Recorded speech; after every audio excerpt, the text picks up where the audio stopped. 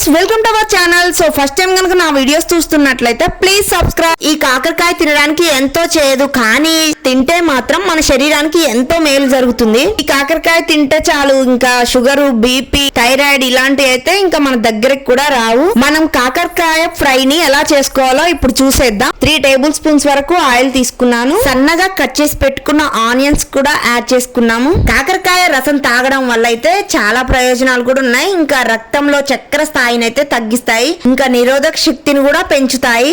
మనం కాకరకాయ ఫ్రై చేసుకునేటప్పుడు తాలింపు గింజలు కొన్ని ఎక్కువ ఎక్స్ట్రా యాడ్ చేసుకోవాలి. ఇంకా ఫ్రై కాబట్టి అక్కడక్కడ బాగుంటాయి. కొంచెం మంది ఈ కాకరకాయలు తీసేస్తారు, పొట్టు మొత్తం తీసేసి జస్ట్ లేయర్ లాగా ఉండే ఆ పార్ట్ మాత్రం వండుకుంటారు లోపలిది.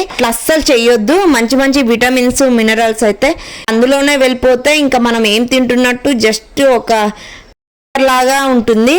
సో మంచిగా అంతా వండుకోవాలి, ఇంకా అలా వేస్ట్ చేయొద్దు. పైన తీసేస్తే ఏం ఉండదు అందులో అండి.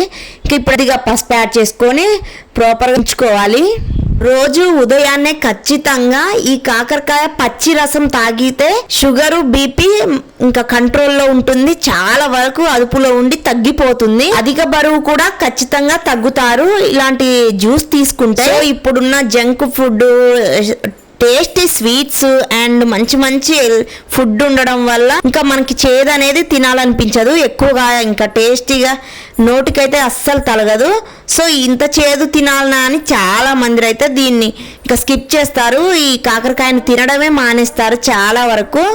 అలా కాకుండా ఇలా లైట్గా ఫ్రై చేసుకుంటే మనకి ఎలాంటి చేదు అనేది ఉండదు. చిన్న చిన్న ముక్కలుగా కట్ చేసి పెట్టుకున్న 1/2 kg కాకరకాయలను అయితే నేను యాడ్ చేసుకున్నాను. కాకరకాయతో చాలా చాలా రెసిపీస్ అయితే చేయొచ్చు. ఇంకా కర్రీతో పాటు ఫ్రై, ఇంకా బజ్జీ లాగా కూడా చేసుకోవచ్చు. చాలా రెసిపీస్ అయితే వంటకాలలో వాడొచ్చు ఈ కాకరకాయని. నార్మల్ గా మనం కాకరకాయ తినాలి అనిపించదు కాబట్టి మనం తినము. సో అలా తినాలి అనిపించినప్పుడు కొత్త కొత్త వంటకాలు వచ్చినాయి. సో మనం బజ్జీ లాగా చేసుకొని కూడా తినొచ్చు. ఇంకా అందులో మంచి మంచి ఫ్లేవర్స్ బజ్జీ లోపల పెట్టి సో కాకరకాయ బజ్జీ లాగా కూడా చేసుకోవచ్చు. చాలా టేస్టీగా ఉంటుంది. మనకి ఎలాంటి చేదు అనేది రాదు అస్సలే. ఇంకా కొద్దిగా అయితే ఉడికిందండి. ఇంకా ఫ్రై కాబట్టి స్లిమ్ లో పెట్టుకొని గ్యాస్ అనేది మంచిగా ఫ్రై చేసుకోవాలి ముక్కలను అయితే. చేదంటే పిల్లలైనా పెద్దవాళ్ళైనా స్కిప్ చేసేస్తారు, ఇంకా అసలు తినరు కూడా, ముట్టరు కూడా. సో వేరే రకాలుగా కొన్ని రకాలుగా వండి మంచిగా ఎలాంటి చేదు లేకుండా వండి మనం పెడితే ఖచ్చితంగా తింటారండి. ఇంకా ఇందులోకి ఎల్లుల్లి కారం తీసుకుంటే ఫ్లేవర్ బాగుంటుంది, ఇంకా టేస్ట్ కూడా ఇంక్రీజ్ అవుతుంది. మన కాకరకాయ ఫ్రై పొడి కారం అయితే చాలా బాగుంటుంది. అన్నంలోకి, చపాతీలోకి, పరోటా, పూరి, ఇంకా చాలా విధాలుగా ఇంకా ఎందులోకైనా పర్ఫెక్ట్ గా సెట్ అవుతుంది. ఇంకా నచ్చుతుంది కూడా, ఎవరికైనా ఇష్టంగా తినాలనిపిస్తుంది. 2 టేబుల్ స్పూన్స్ వరకు కారం తీసుకొని ఇంకా ఒక 5-10 రెమ్మలు ఎల్లిపాయలు యాడ్ చేసుకొని మిక్సీ పట్టుకున్నాను. ఇప్పుడు కొద్దిగా 2 టేబుల్ స్పూన్స్ వరకు అయితే ఉప్పు యాడ్ చేసుకున్నాను. మన కర్రీ ఇంకా లో ఫ్లేమ్ లో పెట్టి బాగా ఆయిల్ లో ఫ్రై చేసుకోవాలి. కాకరకాయ కర్రీలను అయితే బోడ కాకరకాయలు ఉంటాయి, ఇంకా నార్మల్ చిన్న కాకరకాయలు, పెద్ద కాకరకాయలు చాలా రకాలు ఉంటాయి.